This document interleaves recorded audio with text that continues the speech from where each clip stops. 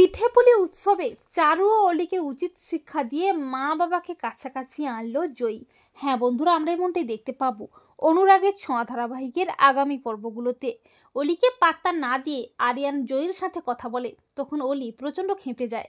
Aryan জয়ীকে request করে তার সাথে গান গাওয়ার জন্য, আর ঠিক তখনই জয়ীকে ফোন করে হুমকি দেয় মিশকা। তবে মিশকার হুমকিকে পরোয়া না করে জয়ী বলে, আমি এবার মা বাবাকে কাছাকাছি আনবই।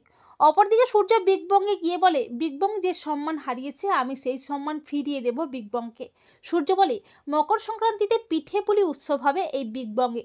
এই বলে সূর্য পিঠেপুলি উৎসবের আয়োজন করে, গেস্টদেরও ইনভাইট করে। আর জয়ী মনে মনে ভাবে, এই পিঠেপুলি উৎসবেই আমি মা বাবাকে কাছাকাছি আনবো। এরপর শুরু হয়ে যায় পিঠেপুলি উৎসব। বিগ বংটাকে নতুনভাবে সাজানো হয়, অনেক ইনভাইট গেস্টরা আসে, এমনকি চারু ও অলিও আসে। সবাই মিলে আনন্দে মেতে ওঠে। আর অলি তো মনে মনে প্রচন্ড খেপে যায় মা বাবাকে একসাথে দেখে। মা বাবাকে কাছাকাছি আনতে জয়ী চালাকি করে সূর্যের কাছে গিয়ে সূর্যকে বলে, যার সম্মান ফিরিয়ে দিতে এই পিঠেপুলি উৎসবটা আয়োজন করছেন তাকে আজকে নিজের হাতে পিঠে খাইয়ে দেবেন না? মাকে ভালোবেসে নিজের হাতে পিঠে খাইয়ে দিন না, মায়ের ভালো লাগবে। আর এটা শুনে অলি যখনই দীপাকে আবারও অপমান করতে যাবে করে, তখন জয়ী বলে, না অলি, তুমি আজকে মাকে কোনো কষ্ট দেবে না। আজকে যদি মাকে আঘাত করেছো না, তোমাকে আমি ছাড়বো না বলি। এরপর জয়ীর কথা মতো সূর্য দীপাকে নিজের হাতে পিঠে পুলি খাইয়ে দেয়। সূর্য দীপা অনেকটা কাছাকাছি আসে।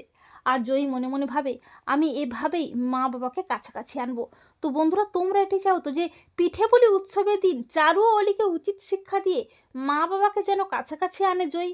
কমেন্ট করে এক্ষুনি জানিয়ে দাও তোমাদের মতামতটি।